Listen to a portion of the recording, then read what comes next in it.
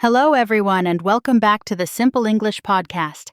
I'm your host, Lisa, and today we're tackling something that many of us find a little, awkward. Small talk. You know, those casual conversations you have with people you don't know very well, or maybe even people you do know, but the conversation just stops. Has that ever happened to you? You're at a party or waiting in line, and suddenly, silence. It feels like everyone is just staring at their phones or looking for an escape route. It can be uncomfortable. But don't worry, because today we have a fantastic guest with us, Chris, who is going to share some amazing hacks to help us never run out of things to say in small talk. As always, don't forget to check out the free PDF file in the comment section below to get the full transcript and vocabulary for this episode. Welcome, Chris. We're thrilled to have you. Hi, Lisa. Thanks for having me. I'm excited to be here and share some tips. So, Chris, let's jump right in.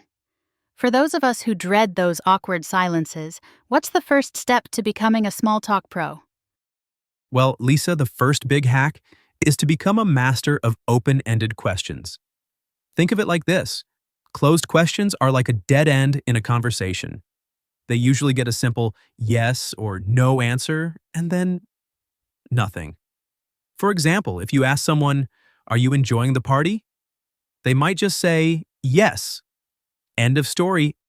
Right, I've definitely been there. Exactly. But if you ask an open-ended question, it encourages the other person to share more information. Instead of, "Are you enjoying the party?" you could ask, "What's been the best part of the party for you so far?" Or, "What brought you here tonight?" These questions invite a more detailed response. That makes so much sense. It's like opening a door for them to walk through and tell you something interesting. Can you give us another example? Sure. Imagine you meet someone and they say they work in an office. A closed question would be, "Do you like your job?" Again, a simple yes or no is likely. But if you ask, "What does a typical day look like for you?" Or, "What's the most interesting project you're working on right now?" you're much more likely to get a longer, more engaging answer. I see. So, it's about shifting from questions that have a limited answer to ones that encourage storytelling. What's another hack you can share with us? The next important thing is to really listen to what the other person is saying. This sounds obvious, but many people are so focused on what they want to say next that they don't truly hear the other person. When you actively listen, you can pick up on keywords or topics that you can then ask follow-up questions about. That's so true. I've definitely been guilty of that myself. We all have. But let's say someone mentions they just came back from a trip. Instead of just saying, "Oh, that's nice," you could ask, "Where did you go?"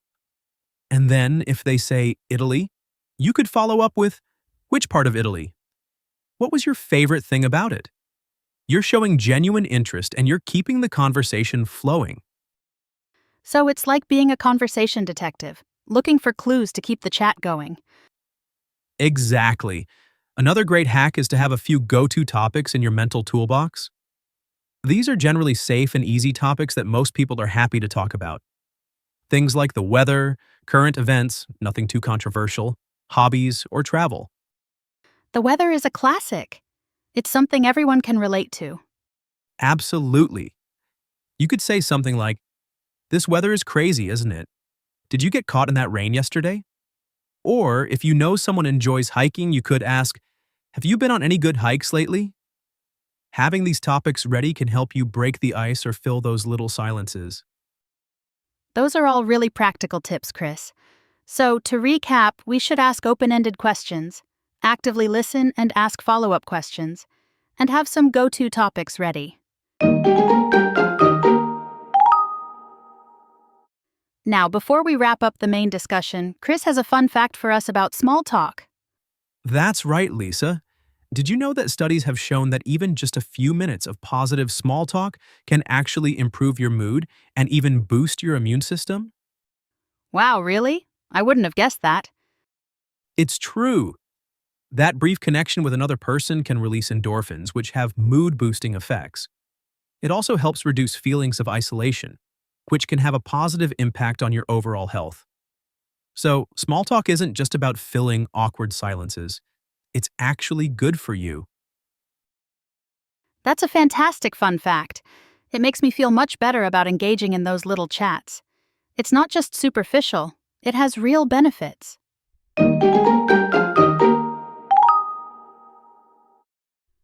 Well, Chris, thank you so much for sharing these incredibly helpful small talk hacks with us today. I think our listeners are going to find these tips really valuable. My pleasure, Lisa. I hope everyone tries them out and finds that small talk doesn't have to be so scary after all. It's all about being curious and showing genuine interest in others. Absolutely. So, everyone, remember those key takeaways. Ask open ended questions, be an active listener, and ask follow ups, and have some easy topics ready to go. Don't be afraid to start a conversation. You never know where it might lead. And remember that fun fact: it's good for your health. That's all the time we have for today's episode of the Simple English Podcast. Thank you for tuning in, and a big thank you again to our guest, Chris. If you enjoyed this episode, please like and subscribe to our channel for more simple English learning content. Let us know in the comments what your biggest small talk challenges are, or if you have any of your own hacks to share. We love hearing from you. Until next time, keep practicing your English, and don't be afraid to say hello. Okay, everyone, it's time to learn some important vocabulary related to the topic. The first word of today is dialogue. It means a conversation between two or more people as a feature of a book, play, or movie, or in real life. Example: the dialogue between the characters made the story feel more realistic. Next word is compliment. It means a polite expression of praise or admiration. Example: she gave me a nice compliment on my new hairstyle. Next word is engage. It means to participate or become involved in a conversation or activity.